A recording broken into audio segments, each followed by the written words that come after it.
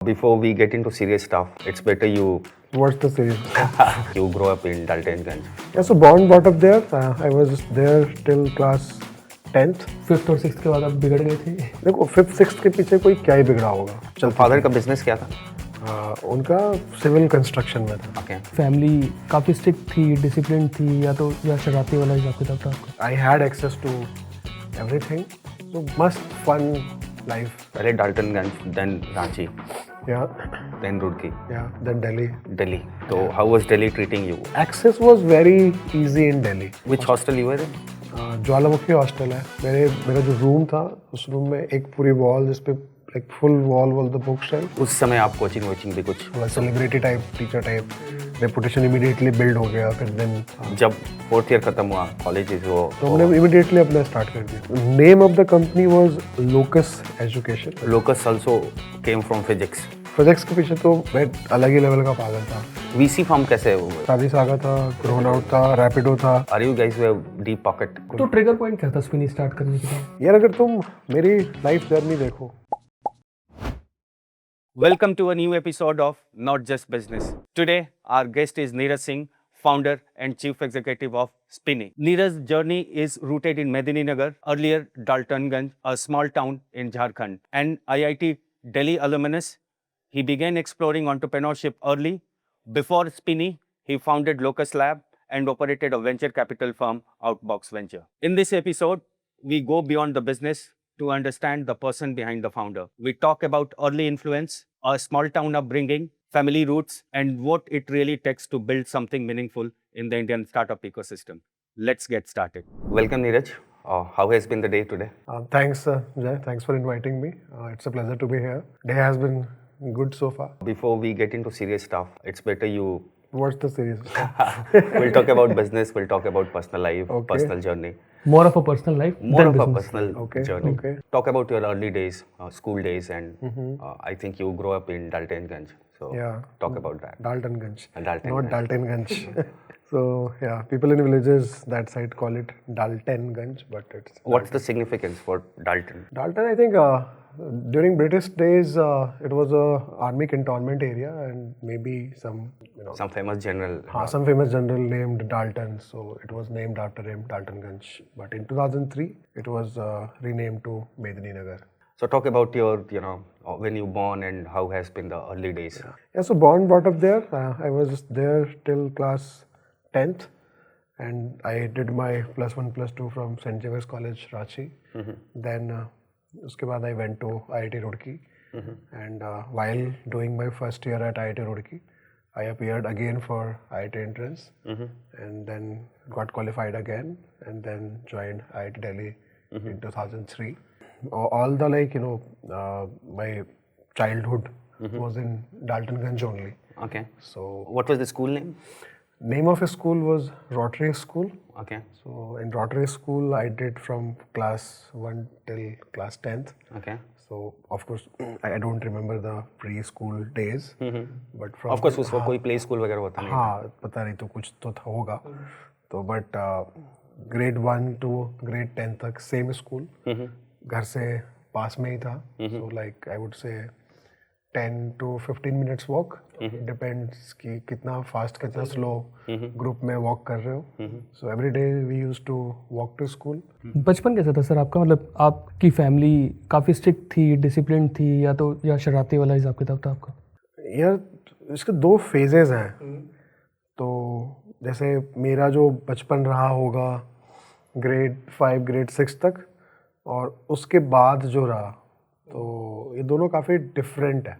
Fifth और six के बाद आप बिगड़ गए थे या सुधर गए थे? सुधर गया था। So I think before fifth and sixth, talk about that journey. देखो फिफ्थ सिक्स के पीछे कोई क्या ही बिगड़ा होगा, बट मैं थोड़ा मतलब फ्री बर्ड टाइप से था। सो जब मैं काफ़ी छोटा था तो my father used to do really well in business, तो उसकी वजह से मैं थोड़ा बहुत स्पॉइल्ड था।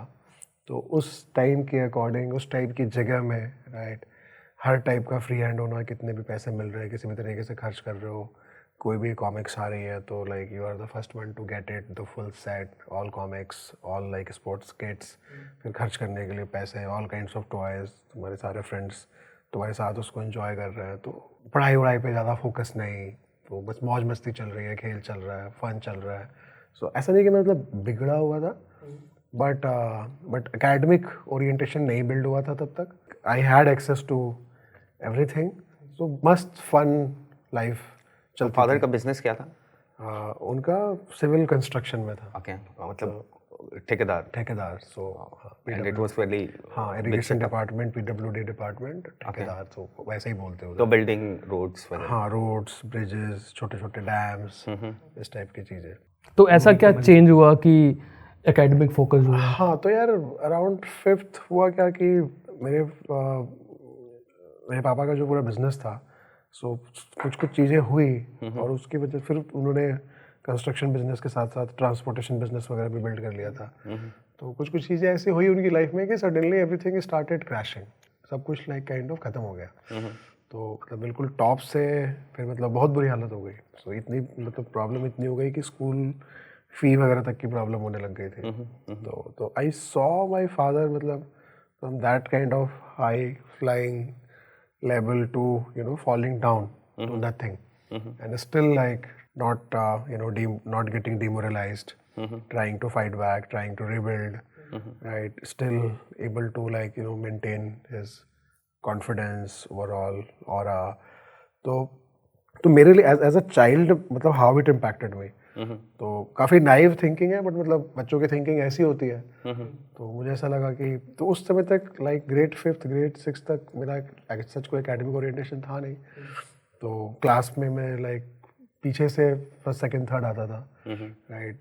कई बार कई सब्जेक्ट्स में रेड होता था, फिर कई बार फाइनल एग्जाम्स में भी कुछ सब्जेक्ट्स में रेड होता था। बट सारे स्कूल वाले पापा को जानते थे, तो ठीक है कि चलो बच्चा है, उनका बच्चा है, तो नेक्स्ट ग्रेड में प्रमोट कर दो। तो ऐसा नहीं है कि मतलब मुझे चीज़ें समझ में नहीं आती थी, बट मतलब टाइम नहीं देता था मैं पढ़ाई को। फिर जब ये सारा प्रॉब्लम होना स्टार्ट हुआ घर में, तो फिर उस टाइम के काफ़ी नाइव थिंकिंग थी। मुझे ऐसा लगा कि यार अब बड़ा होकर मैं कुछ करूँगा, मुझे ही कुछ करना है, मुझे ही वापस फैमिली को सपोर्ट करना है, मुझे फैमिली को वापस बाउंस बैक करने में हेल्प करना है, अपने फादर को बाउंस बैक करने में हेल्प करना है, एंड मैं कैसे कर सकता हूँ। तो ऑफकोर्स मैं पढ़ाई करके लाइफ में कुछ बड़ा क्रैक करके कर सकता हूँ। तो वो मेरे अंदर एक सडन चेंज आया, एंड देन फिर वहाँ से उस मोमेंट से मैंने दिन रात पढ़ाई करनी स्टार्ट करी। सो जो ठेकेदारी है हमारे तरफ थोड़ा बाहुबली वाला बिजनेस माना जाता है, still it has I think the same attachment that people who are in that business, थोड़ा मसल पार। तो have you realized in the early हाँ, childhood वो that- फुल ऑन था, मतलब पता नहीं उसको कैसे डिफाइन करें, कैसे आर्टिकुलेट करें आज के टाइम में, बट बचपन में मैंने वो सब काफ़ी क्लोज देखा हुआ है, फुल ऑन देखा हुआ है। कुछ मेरे एक दो मेरे incident- मेरे पापा I think grade 4th grade 5th तक ही स्कूल गए थे। इंग्लिश तो नहीं लिख सकते थे, हिंदी में भी मतलब अपना नाम समहाउ लिख के साइन करते थे। मेरी माँ भी आई थिंक हाई स्कूल नहीं गई है, प्राइमरी स्कूल तक। Primary school is like till grade 7। it used to be norm in those days, even primary elementary schooling is हाँ, तो considered as a high school। हाँ, तो मेरी माँ भी ग्रेड 7 तक ही स्कूल गई है। फैमिली में वैसा कोई एजुकेशन का बैकग्राउंड नहीं था, राइट। बट एक चीज़ मेरे पापा को बहुत क्लियर थी, राइट, कि मतलब he was doing good in business, and I think sky was the limit for him. But उनको अपनी लिमिटेशन समझ में आ रही थी कि यार मैं एजुकेटेड नहीं हूँ और ये मेरा ब्लॉकर बन रहा है। सो मैं लाइक ग्रेट मतलब पोजीशन में हूँ, बहुत अमेजिंग मोमेंटम है मेरे पीछे, मैसिव टेलविंड है, मैं क्या क्या नहीं कर सकता हूँ। एंड जो चीज़ मुझे पीछे से रोक रही है वो है लाइक नॉट बीइंग एजुकेटेड। तो उनके दिमाग में ये चीज़ बहुत ज़्यादा डीपली इनग्रेंड थी। तो उनको ये क्लियर था कि यार अपने बच्चों को मुझे वो मतलब अच्छी एजुकेशन देनी है। कंस्ट्रक्शन बिजनेस साइड, और तुम जो बाहुबली टाइप की बातें कर रहे हो, उस टाइप का कुछ भी उस एरिया में सब बहुत होता है। तो उन चीज़ों से इन्फ्लुएंस नहीं होने देना है, राइट। और इनको एक right person, right, in every possible way, और प्लस एकेडमिकली ओरिएंटेड करना है। बनाना है। आपके सिबलिंग्स भी हैं? हाँ, मैं सबसे छोटा हूँ। सो सबसे बड़े भैया हैं मेरे से 7 साल बड़े हैं, देन मेरी सिस्टर है, एंड देन मैं हूँ। घर में देखा कि कंस्ट्रक्शन बिजनेस था। डाल्टनगंज में उस वक्त उस पूरे एरिया में नक्सल इन्फेस्टेड मैसिवली था। मैं अपने बचपन में एवरी डे ऐसा कुछ ना कुछ न्यूज़ आता था। And since your father was in construction business and all, I मतलब, think ऐसे लोगों को टारगेट भी करते थे वो. मेरे पापा ने एक बहुत स्ट्रिक्ट रूल बना रखा था घर में, क्योंकि उधर क्या होता है, मतलब यू कैन रिलेट कि अगर तुम्हारा टाउन में अगर तुम्हारा घर है तो आसपास के जितने भी गांव के लोग हैं तो कुछ ना कुछ टाउन में काम लगा रहता है. कभी मेडिकल ट्रीटमेंट के लिए, कभी शॉपिंग के लिए, कभी शादी की शॉपिंग के लिए, कभी किसी से मिलने, कभी कुछ कोर्ट कचहरी में काम है. तुम्हारा घर बेसिकली एक गेस्ट हाउस बन जाता है. रोज कोई ना कोई आएगा, स्टे करेगा. हमने काफ़ी एक्सपीरियंस किया था because my family was based in Patna.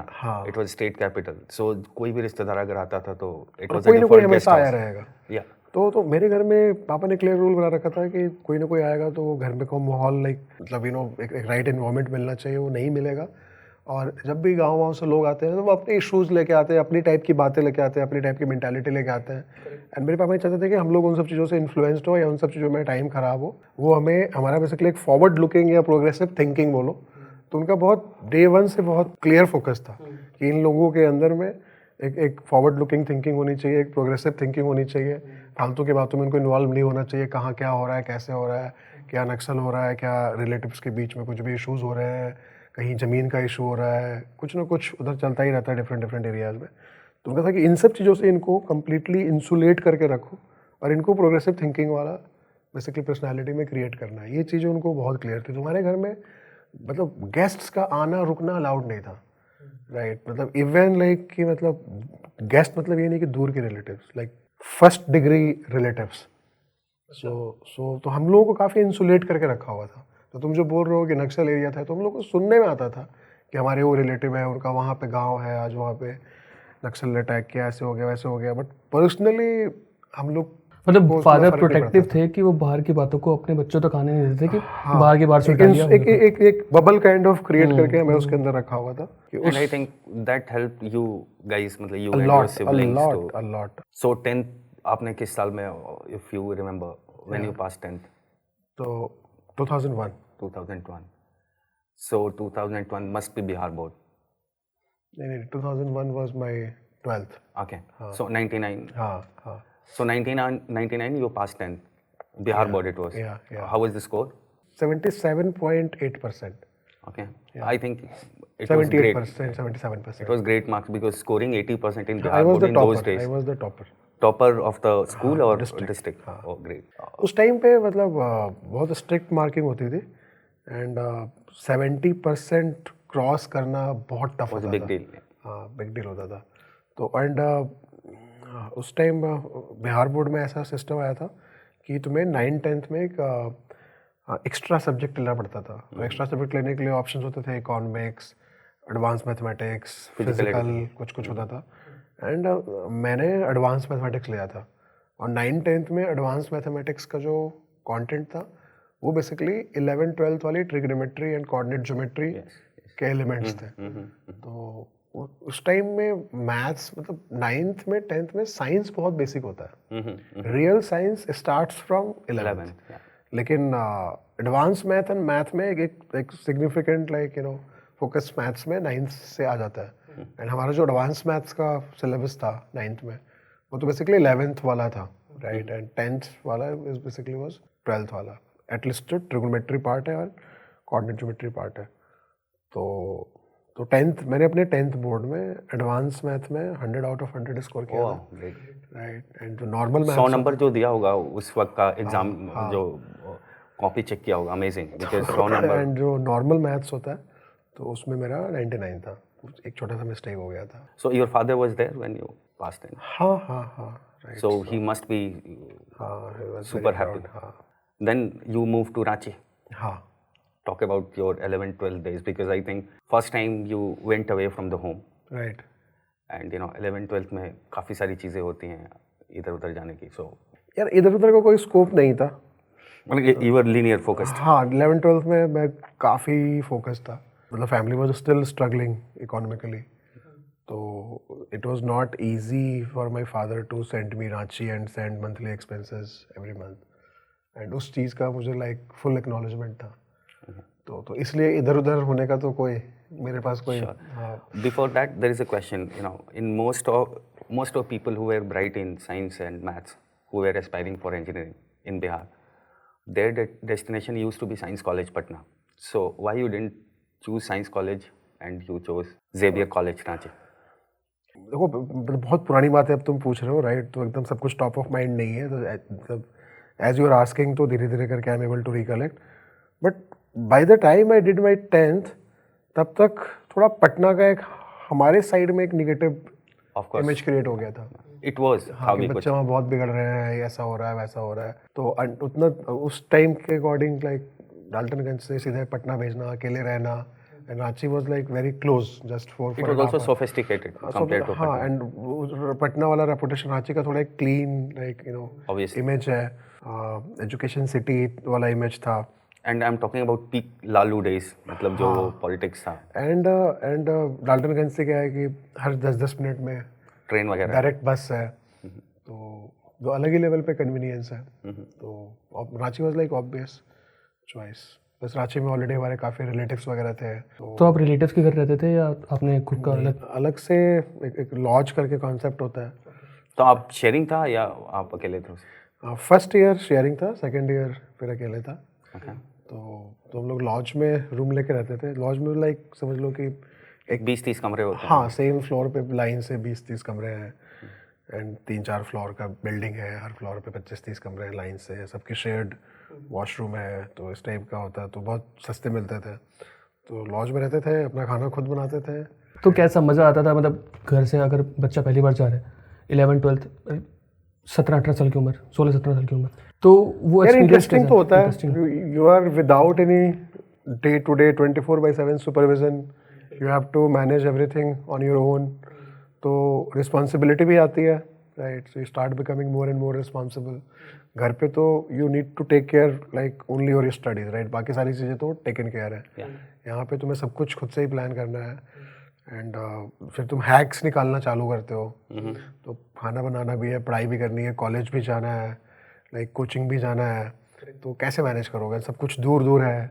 और ऐसा भी नहीं है कि तुम्हारे पास बाइक है, कार है, तो you have to manage everything with maybe auto rickshaws और खुद की साइकिल. तो फिर हैक्स निकालना स्टार्ट करते हो. तो हमने हैक ये निकालना स्टार्ट किया कि दिन में जस्ट एक बार खाना बनाओ, राइट. हाँ, सब कुछ उसी में डाल दो. ब्रेकफास्ट का कोई कॉन्सेप्ट ही नहीं है. तो वहाँ से चाय पीने की लत लगी. ओके. स्कूल डेज घर में बिल्कुल चाय नहीं. तो वहाँ से सुबह उठे, लाइक ब्रश किया, चाय पिया, कॉलेज चले गए, लौट के आए, तो लंच बनाया, थोड़ा एक्स्ट्रा बना लिया. और लंच में क्या ही बनाओगे, खिचड़ी बनाओगे, सब कुछ उसी में डाल दो, सब्जी वगैरह सब उसी में डाल दो. तो मोस्टली खिचड़ी पे जीवन चलते थे. हाँ. तो कभी कभी वो भी बनाने का मन नहीं किया, तो वापस दिन में नीचे चाय की दुकान थी, चाय बिस्किट खा लिया, सीधे शाम को या रात को खा रहे हैं. तो ये सब लाइक फूड के अराउंड मैसिव कॉम्प्रोमाइजेस स्टार्ट हो गए, जिसको मैं हैक बोल रहा हूँ basically, like massive compromises. But young age में कुछ पता नहीं चलता है. आपके दोस्त बने होंगे फॉर श्योर वहाँ पे भी. हाँ. तो आज भी उन दोस्तों से बात होती है आपकी? तो मेरा जो रूममेट था, तो फर्स्ट ईयर इन रांची हम लोग साथ में थे, सेकेंड ईयर फिर हमने अलग अलग रूम ले लिया था. तो वो मेरे स्कूल से ही था, डाल्टनगंज का ही था, और मेरे स्कूल से ही था. तो मैं जनरली क्लास में फर्स्ट करता था और वो सेकंड करता था. उसके कॉन्सेप्ट मेरे से ज़्यादा क्लियर रहते थे, right. But maybe because of extra practice, don't know, maybe because of coverage of all subjects, वो बार बार मिस कर जाता था. But I think academically he had like deeper clarity than me. Where is he right now? अभी वो डाल्टनगंज में ही है. तो वहाँ पे भी वो फिज़िक्स का इंजीनियरिंग एंट्रेंस की कोचिंग देता है, और किसी स्कूल में साथ साथ टीचिंग भी करता है. And he is a musician also. Oh great. तो वो फ्लूट में और कुछ चीज़ों में प्रैक्टिस करता है, कुछ अपना कंटेंट क्रिएट करता रहता है. 2 years in Ranchi, so you passed intermediate from there. It was 2001 Yeah, when you cleared IT. First time you 2002. got into IT Roorkee. हाँ. So why you left art? Because even making into IT was a big deal, right?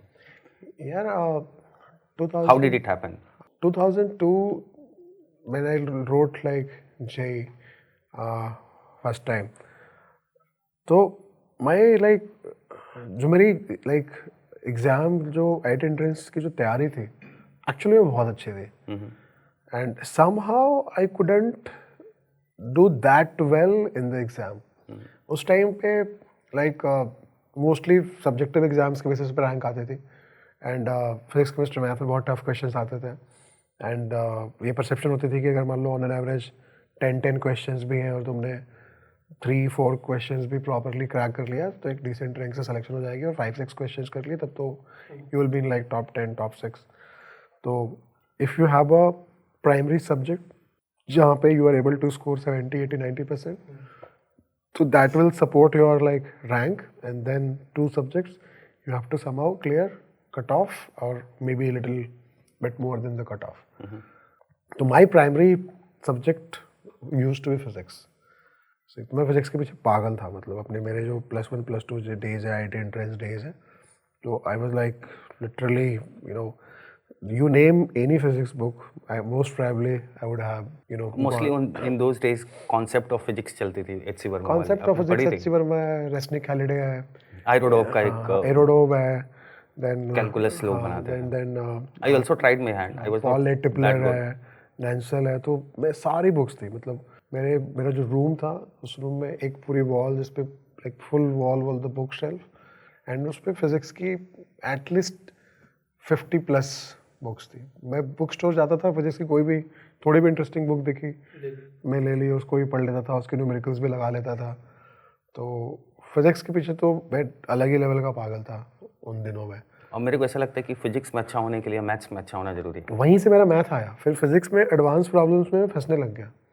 Then I realise कि math में भी like एक certain command important है, like वहाँ भी same level of command important है. तो फिर मैथ को मैंने फिर एक न्यू रियलाइजेशन से मैंने मैथ को वापस रिविजिट करके और वहाँ पे कमांड बिल्ड करना स्टार्ट किया. Maths is a basically language of science. If you have to express something, right, you need a language, right. तुम्हें पता है कि एक चीज़, एक ऑब्जेक्ट जो है वो गिरती है और इतने टाइम पे, इतने डिस्टेंस पे ये स्पीड, ये मोमेंटम पिक करेगी. बट उस चीज़ को अगर तुम्हें एक्सप्रेस करना हो तो तुम एक इक्वेशन के थ्रू एक्सप्रेस करोगे. तो science is basically study of nature, right. तुम ये नहीं बता पाओगे, फिजिक्स ये नहीं बता पाएगा कि ऑब्जेक्ट क्यों फॉल कर रहा है, पर कैसे फॉल कर रहा है ये तो बेसिकली नेचर में जो चीज़ें ऑलरेडी हो रही है तुम उसको ऑब्जर्व कर रहे हो एंड देन उसको फिर तुम लॉज के फॉर्म में, इक्वेशंस के फॉर्म में, वेरियस वेज में एक्सप्रेस कर रहे हो. तो science is basically observing and then expressing the nature. But express करने के लिए जो लैंग्वेज चाहिए, it's maths. That language is maths. So वो कैसे आईटी रुड़की यू टुक हाँ, तो यार admission and then you left. मेरा फिजिक्स के अराउंड में ओवर इंडेक्स करता था एंड सिलेक्शन के लिए लाइक तीनों सब्जेक्ट्स में एक सर्टेन परफॉर्मेंस चाहिए थी, और फिर रैंक अपलिफ्ट करने के लिए मेरा रिलायंस जो था वो फिजिक्स पे था. एंड 2002 में first paper was physics and somehow 2-3 problem में मैंने बहुत लंबे टाइम तक फंसा रहा और उनको छोड़ के नेक्स्ट प्रॉब्लम पे मूव नहीं कर पाया, सारा टाइम वेस्ट कर दिया. तो फिजिक्स में जैसा करना चाहिए था मैं वैसा नहीं कर पाया. तो उसकी वजह से क्या हुआ कि 2002 में मेरा सिलेक्शन तो हो गया बट रैंक अच्छी नहीं आई. तो उस रैंक पे मुझे IIT रुड़की में आर्किटेक्चर मिला, बैचलर ऑफ आर्किटेक्चर BArch मिला. तो मैं जाना नहीं चाहता था, मैं चाहता था कि मैं एक बार फिर से एंट्रेंस के लिए प्रिपेयर करके दोबारा दूँ. बट पापा वॉज वेरी हैप्पी कि यार तुम्हें IIT हो गई, मतलब IIT में हो गया और क्या चाहिए, मतलब like being unnecessarily over ambitious. So जो हुआ है you should be happy about that, just go and focus and अच्छे से पढ़ाई करो. तो मैं चला गया. That was a pressure.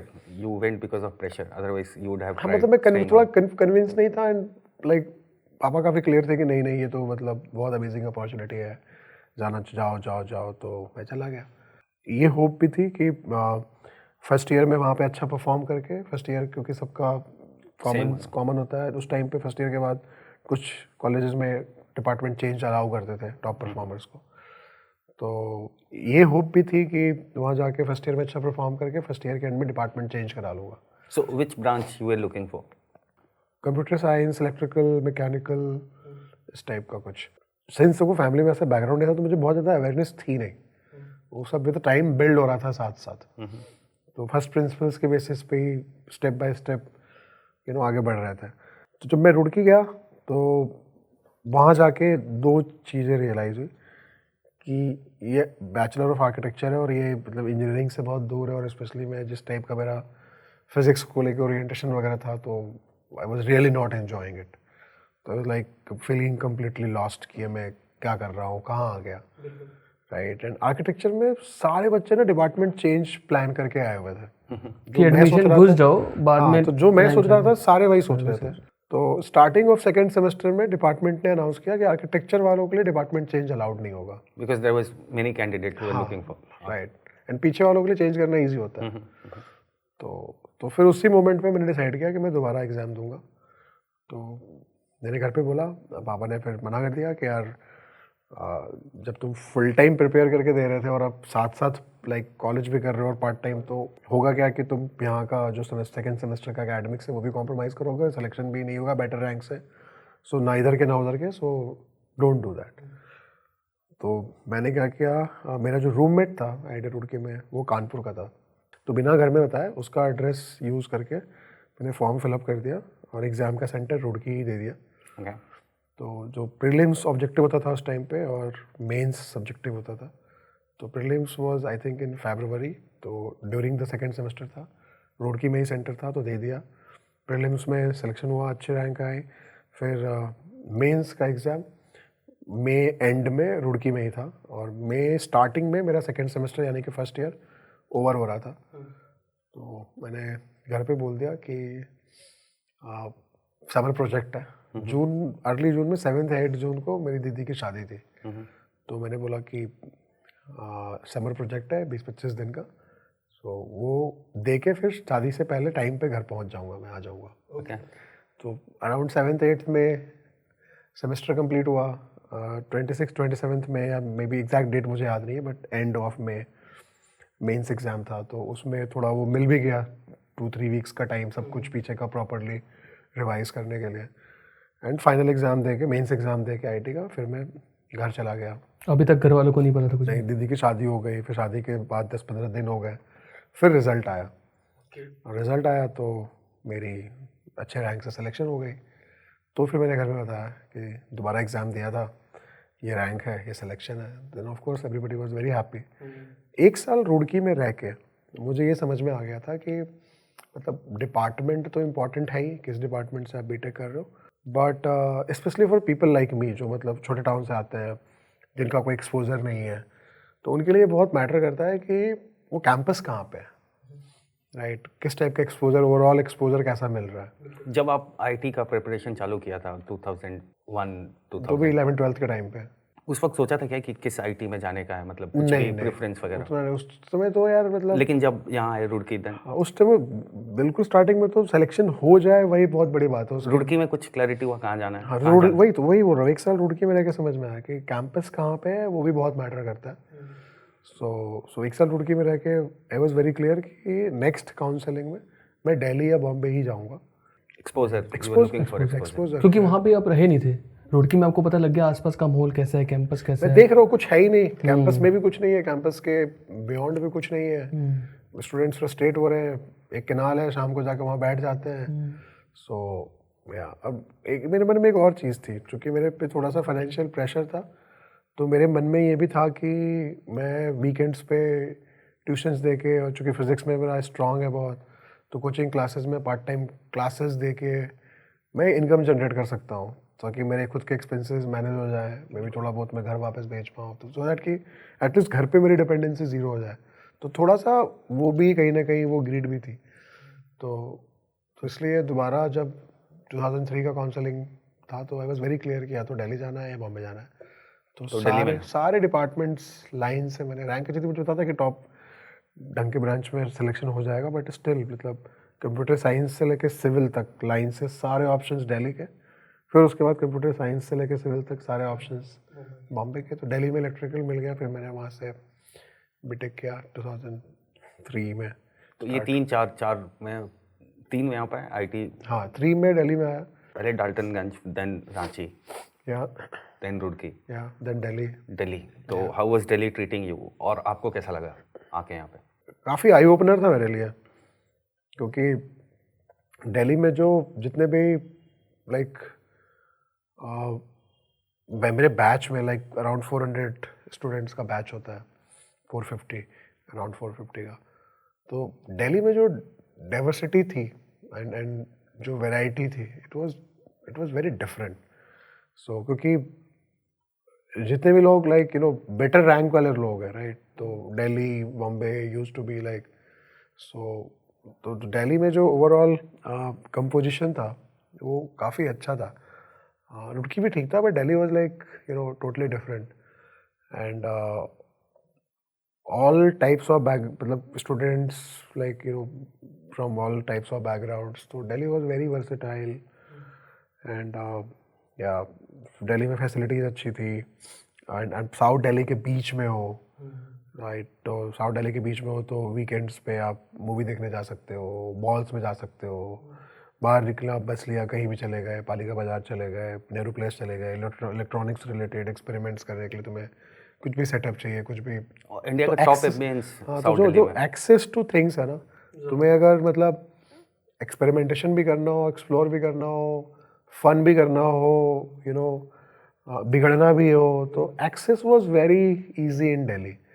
सो या अगर तुम्हें नेटवर्किंग करनी हो तो या फर्स्ट ईयर कॉलेज में ही हॉस्टल लिया और पूरा कॉलेज या 4 साल. विच हॉस्टल यू वर इन?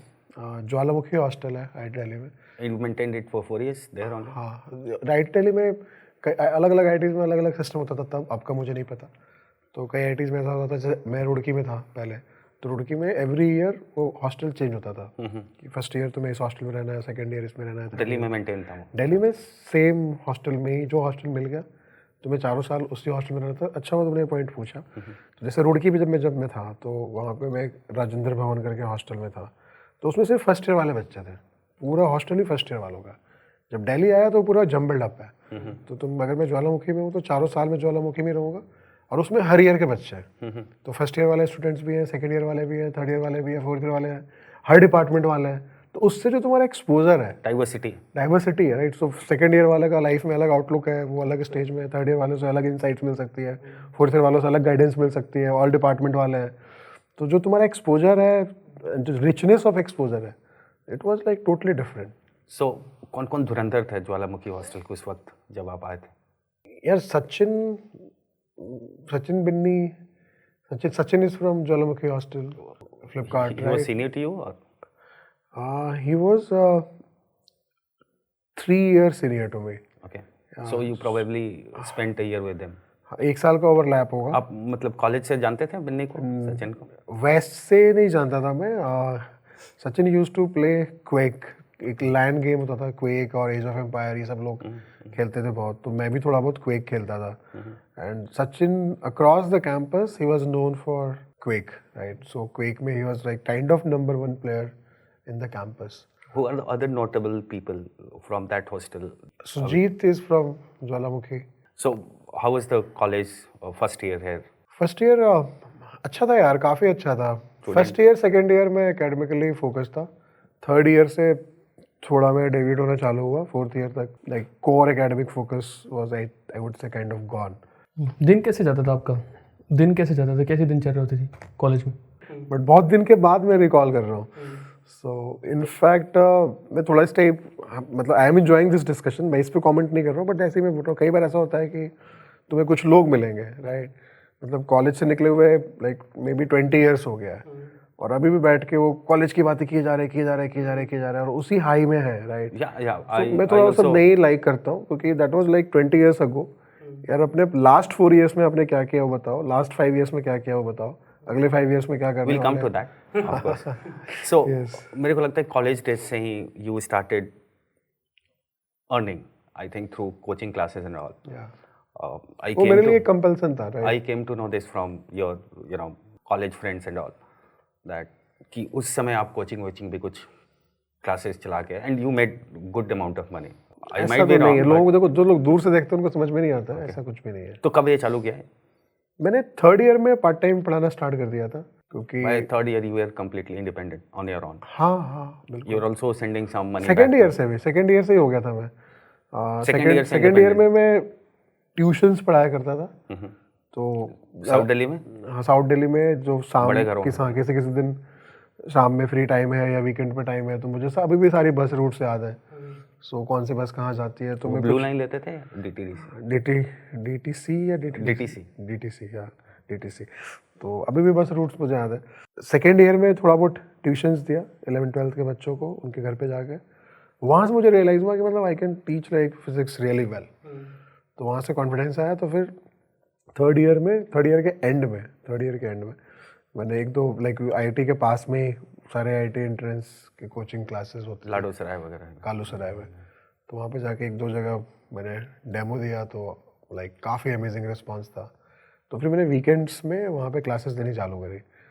तो कोचिंग मतलब like home tuition versus coaching is a totally different ball game. मतलब लार्ज बैचेस. आपके पास 40 इमीडिएटली बच्चे मैं बैठे पॉपुलर होंगे. हो गया. तो लाइक मतलब बड़े बड़े बैचेस को क्लासेस देने लग गया. थोड़ा celebrity type teacher type reputation immediately build हो गया. फिर then you start getting like good money. तो उसके लिए फिर उसमें बेनिफिट ये है कि you don't need to take too many classes. So by taking very few classes you will be able to generate Good amount of ठीक ठाक लाइक जो भी तुम्हारी नीड है. तो you can like take care of that only by taking very weekends पे few कितना वो देते थे पैसे? टाइम. मुझे इतना याद नहीं यार. बहुत पुरानी बातें हो गई है. But apart from your pocket money and everything, you also surplus used होने लग गया था मेरे पास. ट्यूशन फीस भी निकाल देते थे जो हाँ, कॉलेज का कुछ ट्यूशन पैसे फीस मैं घर भी भेज देता था. और जो कॉलेज की फीस सारा अपने personal college hostel. Wow amazing. From second year onwards you are independent third हाँ इंडिपेंडेंट तो सेकेंड ईयर ऑनवर्ड्स ही हो गया था. and from by third year you started sending some money back to home. या So fourth year, I think it's 2007. Was there any placement? यार मैं बैठा ही नहीं प्लेसमेंट में. What was the reason for that? हाँ Backstory. सो फर्स्ट ईयर में मैं बहुत क्लियर था. फर्स्ट ईयर से ही पहले जाता हूँ मैं. 11th-12th में आई वॉज वेरी क्लियर कि मुझे साइंटिस्ट बनना है. मुझे लव फॉर फिजिक्स था. राइट. तो मेरे को लगता था कि मैं साइंटिस्ट बनूंगा. I like keep focusing on physics advance physics ये वो. एंड मुझे नहीं पता था कि IIT is like engineering. IIT is not pure science. Pure science थोड़ा अलग.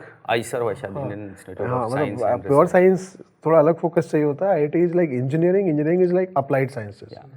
राइट. तो ये एक चीज़ हो रही है. अब इसको कैसे यूज़ कर सकते हैं अपने काम के लिए. क्यों हो रही है उस पर नहीं जाना. इंजीनियरिंग में दिमाग नहीं लगाना है कि ऐसा क्यों हो रहा है. There are SOPs you have to ये follow. गिवन है. ऐसा होता है. बताओ इसको कैसे यूज़ कर सकते हो. इसको कहाँ अप्लाई कर सकते हो. Engineering is all about application. It's applied sciences. So मैं तो यार साइंटिस्ट बनना चाहता था because of my love for physics. जब तक IIT में फर्स्ट ईयर कंप्लीट हुआ तब धीरे धीरे रियलिटी स्टार्टेड हिटिंग में कि भाई ये तो प्योर साइंस नहीं है. तो अलग है. यहाँ पे कहाँ लव फॉर फिजिक्स. और ये थोड़ा वो डिटैचमेंट रियलिटी चेक इन होना स्टार्ट हुआ. But then I started thinking कि फर्स्ट ईयर के बाद फिर सेकेंड ईयर में ये व्यू बिल्ड होना स्टार्ट होगा. ठीक है मतलब electrical engineering and physics science सब काफ़ी क्लोजली रिलेटेड है. And I was kind of still enjoying it. So core में I'll keep going deeper into the core. Will build a career in core. That was the mindset in second year.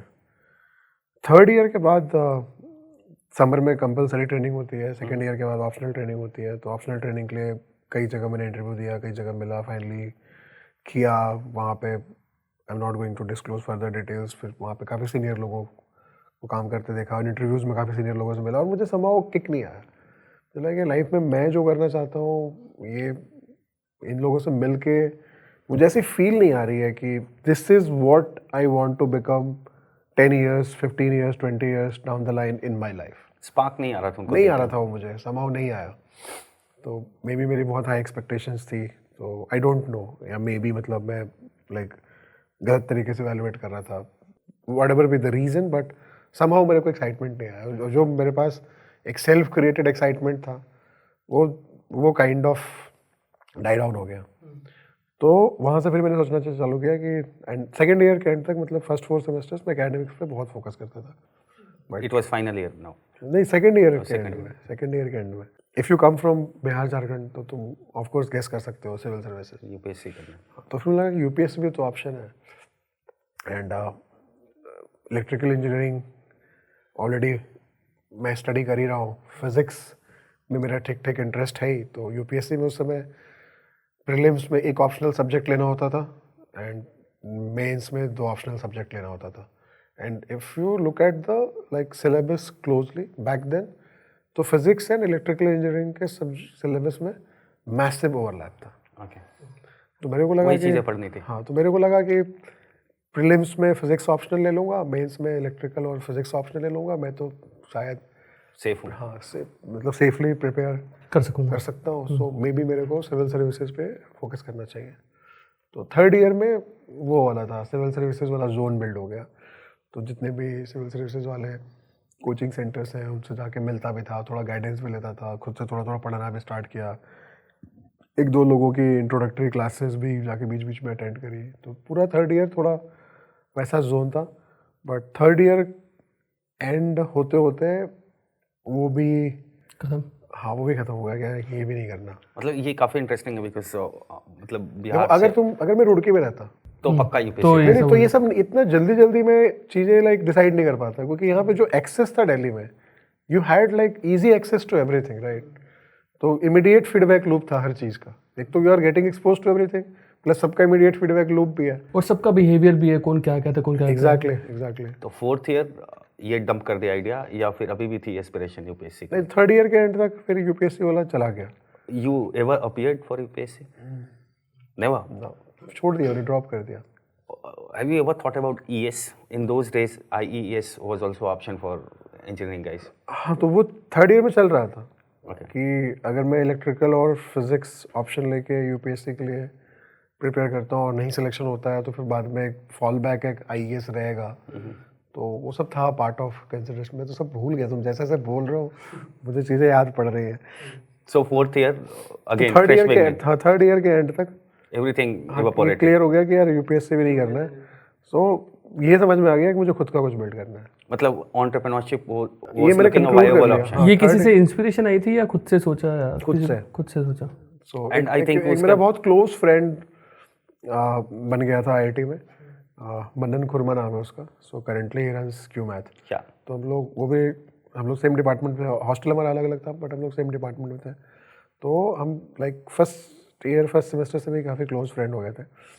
And somehow उसकी भी life की बड़ी interesting journey है। And जिस तरीके से मैं फिजिक्स के लिए पैशनेट था उससे कहीं ज़्यादा वो मैथ्स के लिए पैशनेट था। एंड समहाउ हमारी थिंकिंग सिमिलर से इवॉल्व हो रही थी।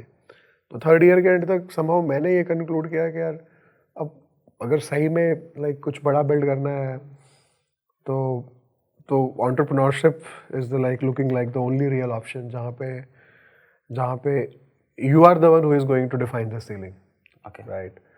सो देयर इज नो लिमिट। सब कुछ तुम्हारे एफर्ट्स, तुम्हारे हार्डवर्क, तुम्हारी लाइक एस्पिरेशन से डायरेक्टली लिंक्ड है, राइट। सब कुछ उसका डायरेक्ट फंक्शन है। So fourth year आप एंड उसका भी सिमिलर ही लाइक थॉट प्रोसेस इवॉल्व हुआ। तो फिर हम दोनों एक दूसरे के साउंडिंग बोर्ड बन गए। So fourth year it was clear कि आप एंटरप्रेन्योरशिप के लिए जाने वाले हो। जब फोर्थ ईयर खत्म हुआ कॉलेज तो हमने इमीडिएटली अपना स्टार्ट कर दिया। क्या था वो? तो name of the company was Locus Education. या ठीक है। लोकस लैब्स और समथिंग। हाँ, तो आइडिया वाज कि हम लोग open education online platform build करना चाहते थे। Locus also came from physics root. वहीं से नाम मैंने डिसाइड किया। तो लोकस इज लाइक ट्रेजेक्ट्री। या तो हमें लगा लोकस कि स्टैंडर्ड। हाँ कि ये हमारी ट्रेजेक्ट्री है, राइट। स्टूडेंट्स के लिए उनकी ट्रेजेक्ट्री है, तो इट्स ट्रेजेक्ट्री, राइट।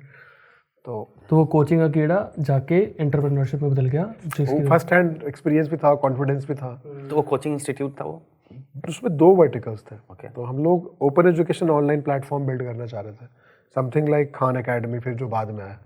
तो कुछ वैसा हम लोग इन्विजन कर रहे थे, बट वो बिल्ड करने के लिए जो रिसोर्सेज चाहिए थे तो वो हमारे पास थे नहीं। Manan was also with you in हाँ, हम दोनों साथ में ही किया था। तो वो ऑनलाइन प्लेटफॉर्म बिल्ड करने के लिए जो रिसोर्सेज चाहिए थे, तुम्हें कंटेंट सीड करना पड़ेगा, स्टूडेंट सीड करने पड़ेंगे, फिर टीचर्स सीड करने पड़ेंगे। तो वी न्यू कि it's going to be a long journey and lots of resources will be और रिक्वायर्ड। ये कहाँ तक पहुँचा सफ़र आगे?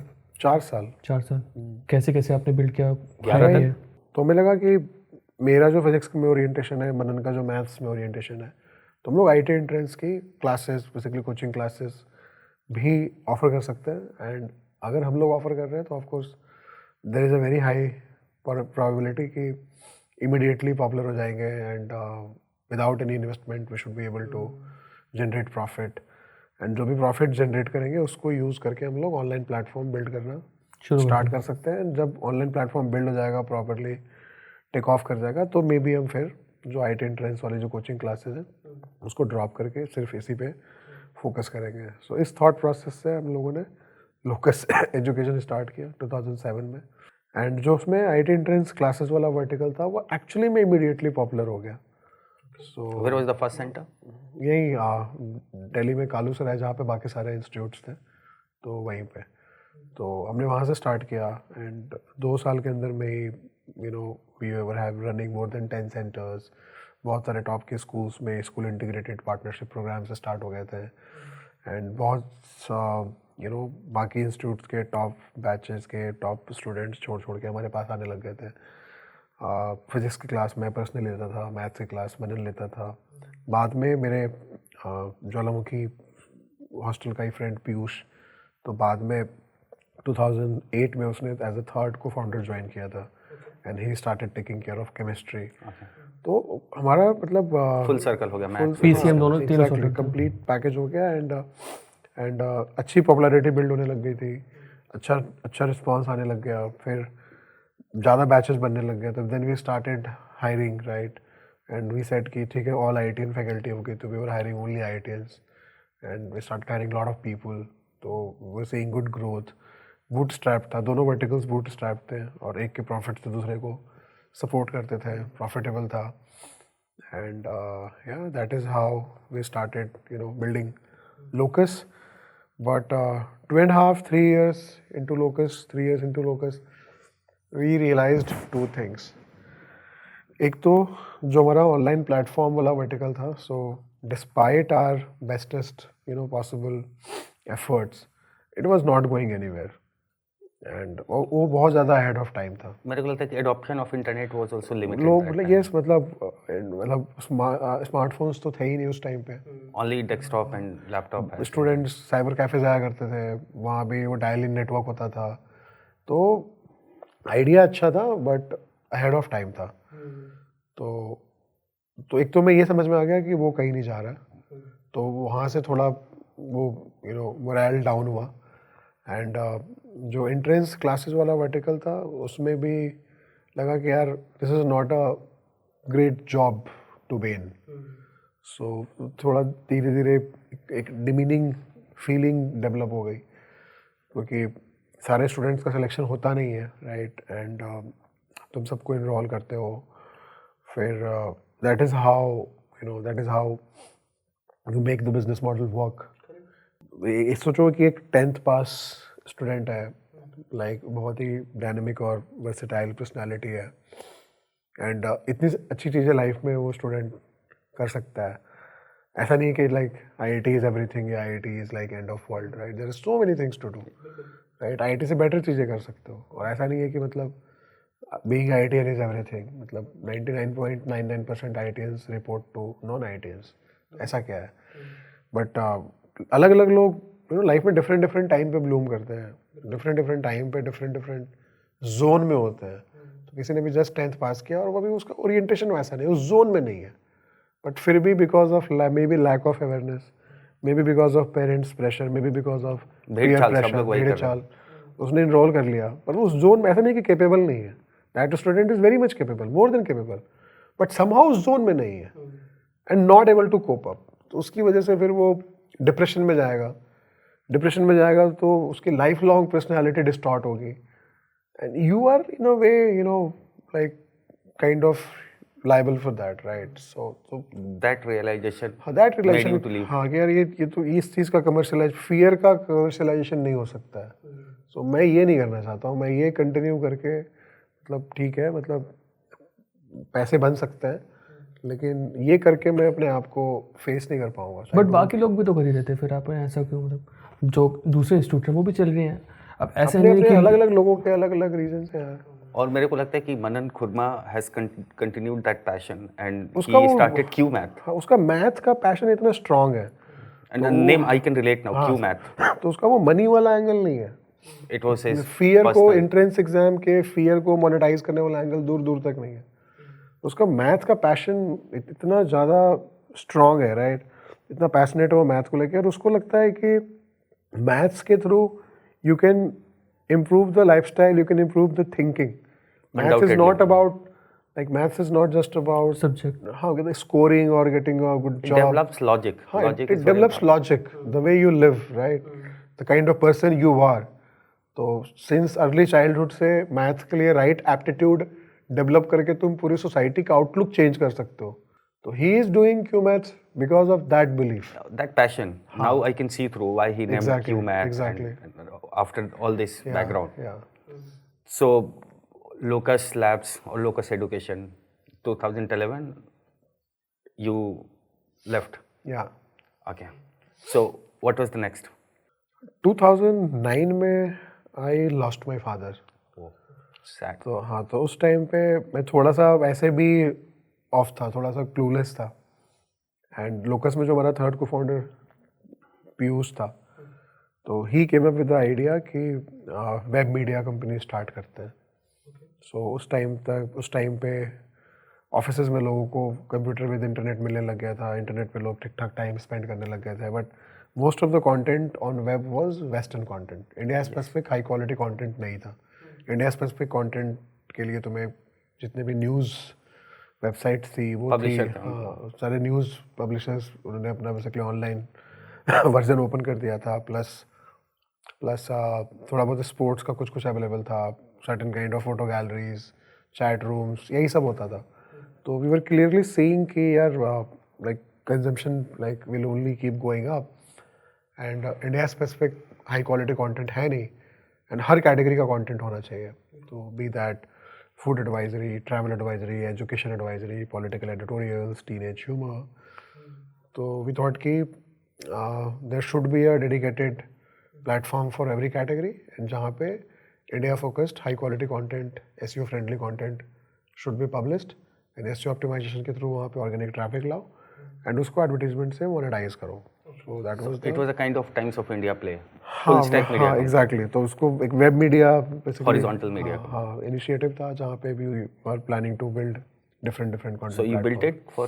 हाँ, so we started that in 2012. And मैं फिर उससे अर्ली 2015 में मूव ऑन कर गया. Okay. So almost 3 years. So, the business was doing well. जैसा सोचा था वैसा ट्रैक्शन नहीं आ रहा था. या बूटस्ट्रैप था वो भी. वो भी बूटस्ट्रैप था. बाद में फिर उसमें कुछ प्राइवेट इन्वेस्टर्स आए थे, नॉट वीसी और P, but some like family business conglomerate family type. उन्होंने फिर बाद में इन्वेस्ट किया था. And we were bit naive. हमें उतना पता नहीं था कि डील मेकिंग कैसे करते हैं एंड ऑल. तो उनसे जो इन्वेस्टमेंट प्रॉमिस था वो मंथली ट्रांचेस में प्रॉमिस था, बट उन लोगों ने मेजॉरिटी कंट्रोल डे 1 ले लिया था. एंड या so You moved away because of all this buzzer? Lots of मतलब mixup. Okay. Lots of mix up.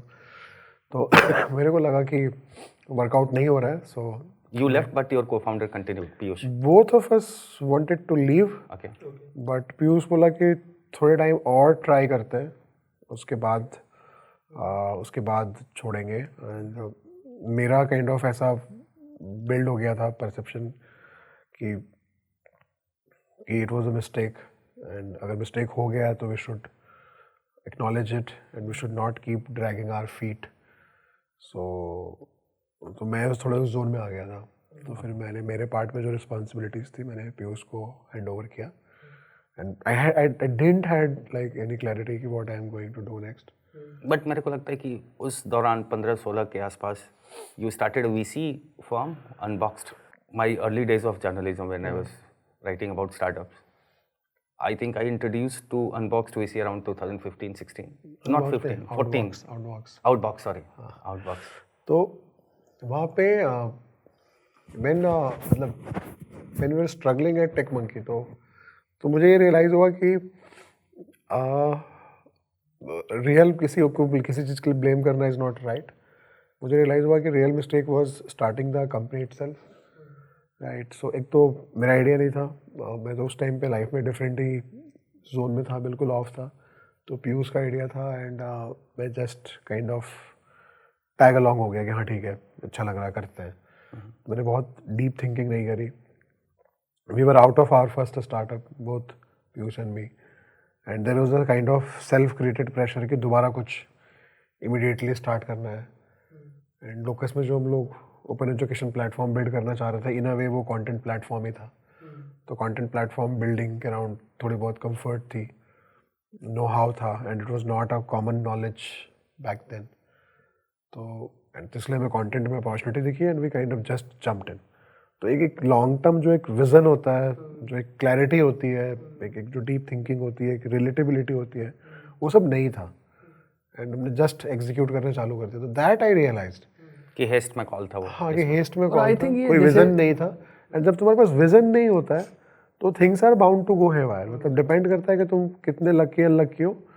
अगर लकी हो तो स्टार्टिंग में थोड़ा बहुत ट्रैक्शन आ जाएगा, बाद में फंसोगे। Having a vision is like having a frame of reference. Every single day smallest possible things, biggest possible things you do, you can like sync with your vision. अपने फ्रेम ऑफ रेफरेंस से sync करके तुम देख सकते हो कि long term mid term align हो रहा है नहीं हो रहा है, मुझे करना है नहीं करना है। अगर कोई विजन नहीं है यानी कोई फ्रेम ऑफ रेफरेंस नहीं है, तुम रैंडम कॉल्स लेते रहोगे। किस्मत अच्छी है, कभी चीज़ें सही चलेंगी, but you are bound to get stuck at some on some fine day. Realise हो गया था कि मीडिया बिजनेस स्केल नहीं हो पाएगा। हमें समझ में आ गया कि यार ये तो हमारा कप ऑफ टी ही नहीं है, कोई इसके पीछे कोई पैशन ही नहीं है। And there was not a major take behind it. हाँ एग्जैक्टली। सो एक अपॉर्चुनिटी दिखी, थोड़ा बहुत उससे सिमिलर सा काम पहले करते थे, तो हमें लगा कि हाँ कर सकते तो हैं। मुझे लगता है कि आप ना टैग अलॉन्ग भी हो गए हर चीज़ के हाँ, थोड़ा टैग अलॉन्ग भी हो गया था। वीसी फॉर्म कैसे, पैसे थे इतने? Are you guys have deep pocket? नहीं नहीं, तो जब टेकमंकी से, मेरे सेकंड कंपनी का नाम टेकमंकी था, हाँ। तो निकल रहा था, तो मुझे आइडिया नहीं था कि अब नेक्स्ट क्या करना है। तो बीच में 10-12 महीने का जो फेज था, तो उसमें मैंने कुछ स्टार्टअप इन्वेस्टमेंट्स किए। जब हम लोग लोकस से एग्जिट किए थे, तो श्री राम ग्रुप की एक कंपनी थी NH एलीट, तो उसने लोकस को अक्वायर किया था। एंड बहुत थोड़े से पैसे मिले थे, पर थोड़ा बहुत पैसा उससे बचा हुआ था। एंड मुझे क्लैरिटी नहीं थी कि मैं नेक्स्ट क्या करने वाला हूँ। जो मैंने बोला कि टेकमंकी में कोई विजन नहीं था, राइट, वो जो रियलाइजेशन था, तो because of that realisation I was very clear कि यार इस बार हेस्ट में नहीं स्टार्ट करना है। So it's okay to wait for some time, right, it's okay even not to start. Okay. Just syncing. हाँ, बट हेस्ट में नहीं करना है। So I will wait for my calling. रोज रोज लाइफ में मैं फ्लिप फ्लॉप नहीं कर सकता। So whatever I want to do next, मैं वो मिनिमम लाइक 20 ईयर्स 30 ईयर्स या रेस्ट ऑफ लाइफ वाले कमिटमेंट से बिल्ड करना चाहता हूँ। Pre defined time bound project नहीं होगा कि this is going to be a 5 year 10 year project. Undefined होगा, राइट। सो मे बी मैं 20 ईयर्स ट्राई करूँगा बिल्ड करने का, 30 years rest of life. Out of that engagement I want to build something for decades. ये एक aspiration समझ लो या एक रिजोल्यूशन समझ लो, वो बिल्कुल क्लियर था। क्योंकि ये जो लाइक ये जो पूरा रिजॉल्व है कि कुछ करना है, राइट, ये ग्रेड 6 से चल रहा है, ऑफ कोर्स। राइट। तो 6-7 ईयर्स तो स्कूलिंग तक हो गए, फिर IIT के हो गए, फिर फर्स्ट स्टार्टअप, सेकंड स्टार्टअप। तो we are already talking like 20 years of effort already gone into it.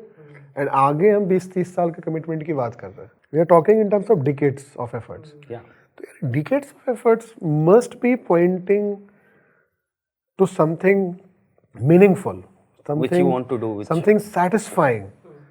तो ये बिल्कुल क्लियर हो गया था कि लॉन्ग टर्म के लिए बिल्ड करना है, और अगर उस माइंडसेट से बिल्ड करना है तो हेस्ट में स्टार्ट नहीं हो सकता, तो मैं वेट करूंगा। तो वीसी फॉर्म वाज जस्ट ऐसे ही स्टॉप हो जस्ट फॉर एक्सपीरियंस के स्टॉप कैसे। गैप था वो। तो वो जो आपने अनबॉक्स वीसी आ रहा हूं उस पे। आउटबॉक्स 1 साल चलाया, तो एंड आई वाज फाइन कि मैं स्टार्ट नहीं भी करूंगा, बट लेकिन अगर किसी चीज़ के लिए स्ट्रॉन्ग कॉलिंग आएगी, कन्विक्शन आएगा कि मैं ये wholeheartedly next 20 year 30 year like effort लगाऊंगा, and out of this something decades long can come out, then only I will do it, otherwise I will not do it. I was very clear about it.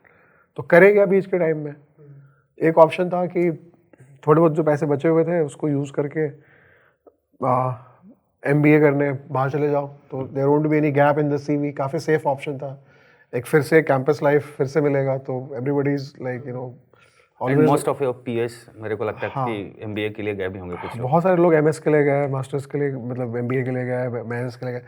तो एक option ये था कि चले जाओ MBA करने, and एक fresh, जब फिर कोई नया आइडिया आएगा तो उसके लिए फिर देखेंगे। फ्रेश लॉन्च पैड भी मिल जाएगा। बिल्कुल बिल्कुल। सो एक ऑप्शन वो था, मुझे लगा काफ़ी सेफ सा ऑप्शन है। सो एंड सारा एक्शन इंडिया में ग्राउंड पे हो रहा है, यहाँ पे सारी इनसाइट्स बिल्ड हो रही हैं, and already back to back 2 startups में फेल होके ऑलरेडी मैं रॉक बॉटम पे हूँ। तो अब क्या मतलब आई एम कहाँ ऑलरेडी एट नीचे द जाऊंगा worst, like in the worst state, so अब क्या safe and all, so and सारा एक्शन यहाँ पे हो रहा है, सारी इंसाइट्स यहाँ पे बिल्ड हो रही है, तो why not be here, right, and invest in some startups as an angel investor. Maybe I won't be able to multiply my money. Maybe I won't be able to take back my money. पैसे शायद वापस भी ना आए. But bare minimum जो benefit होने वाला है वो लर्निंग होने वाली है. सो इतने सारे लोगों से मिलना, लाइक उनके आइडियाज सुनना, फिर अपना पॉइंट ऑफ व्यू बिल्ड करना, क्या चलेगा नहीं चलेगा, GTM समझना, पीपल रीडिंग. मुझे लगा 2 बार मैं ऑलरेडी फेल हो चुका हूँ, थर्ड कॉन्टम्पलेट कर रहा हूँ, पता नहीं if I am good at it. So खुद को टेस्ट भी कर पाऊँगा, right. Second, insane level of learning आएगी, which will be better than any MBA program.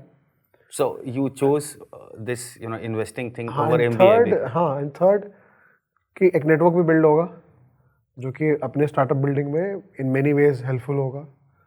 तो इसलिए मैंने ये चूज़ किया. फिर मेरा MBA एक से फ्रेंड, काफी बढ़िया था ये. हाँ, तो मेरा एक फ्रेंड था, तो वो मेरे साथ सेल्फ मेड था, उसने काफ़ी पैसे बनाए थे, एंड वो मेरे साथ कुछ करने के लिए काफ़ी कीन था काफ़ी टाइम से. तो फिर मैंने उसको बोला कि मैं ऐसा सोच रहा हूँ, so you pull in money. तो most of the money came from him. You invested in in total we invested close to 4 crores, right, in 13 startups. Shadi Shaga was one of the company. Right? हाँ, शादी saga था, grown out था, रैपिडो था. सो No, in early days, I wrote about that investment. I think I got introduced to you because of that deal. शादी saga was the second investment. Okay. First was grown out, जिसको बाद में matrix ने fund किया था. okay. या तो वो एक्सपेक्टेशन थी. तो most of the money came from Small checks, 10 lakhs, 15 lakhs. 30 lakhs type. Yeah, 30 lakhs, 35 lakhs, 40 lakhs. Tripoto was our biggest check. It was a 60 lakhs check. Content company again. Content, travel content. Aniruddh. वो मेरा IT का batchmate है. Oh wow. तो जो मेरी learning की expectation थी, I would say कि जो आउट ऑफ दैट एंगेजमेंट जो लर्निंग हुई वो मिनिमम 100x हुई होगी, right. And in that process, in that phase, I kind of rebuilt my confidence. I kind of rediscovered myself, and like riding on that confidence, right, I decided to do Spinny, right. So 2 companies I remember from your investing days. One Rapido. You used to talk really high about them. Urban, when right? Urban. Since day one. When Rapido was nowhere. I'm talking about early 17, 18. I was very sure यार कि मतलब he is one of the best founders this ecosystem has to offer. Yeah. मुझे early days से उसका जो energy है बहुत infectious है. बहुत different kind of dedication, commitment. He is a problem solver, right. And very thick skin. हाँ, and बहुत थिक स्किन है. तुम कभी उसको किसी चीज़ के बारे में क्रिप करते नहीं देखोगे. तो he is a very different kind of founder all together. Yeah, very straight. Execution focused. And ऐसा एग्जीक्यूशन किया कि काफ़ी लोगों को स्क्रू किया. And I think apart from that एक और कंपनी थी, you talked about Aishwarya Drivezy. You also जब मैंने इन्वेस्ट किया हाई था, अबाउट देम. मैंने जब इन्वेस्ट किया था तो उसका नाम जस्ट राइड हुआ करता था. ओके. सो फिर then they rebranded to Drivezy. Okay. So 11-12 महीने के लर्निंग लेके स्पिनी वाज, ये पता था कि अगले 20 साल 30 साल यही करना. बिल्कुल. तो ट्रिगर पॉइंट क्या था स्पिनी स्टार्ट करने के लिए? यार अगर तुम मेरी लाइफ जर्नी देखो, so coming from like small town, like Hindi medium school में पूरी पढ़ाई करी, small town, born brought up. Thank you for watching Not Just Business. We hope you learned something out of this conversation. If you enjoyed it, do hit the like button and share with your friends and family. See you in the next episode.